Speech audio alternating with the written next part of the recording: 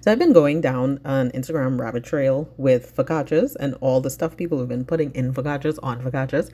And I decided to come up with some ideas of my own of ones I haven't seen. So the first one that I'm going to try is tomato soup and grilled cheese. I know it's kind of random.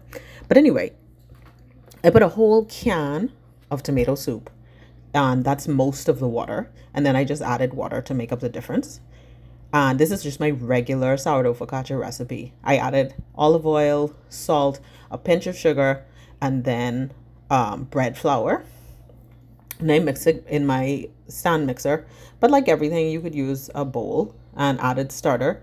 This is 125 grams of starter, and that's my normal amount. So I'm gonna mix this. Why am I using the paddle attachment? Okay, just this is supposed to be the dough hook, and I obviously eventually caught myself and then put it on there.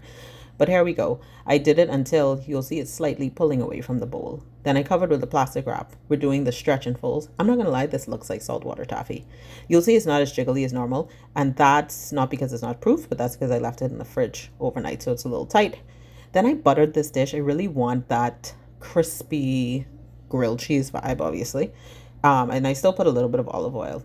And then I spread this out in the pan.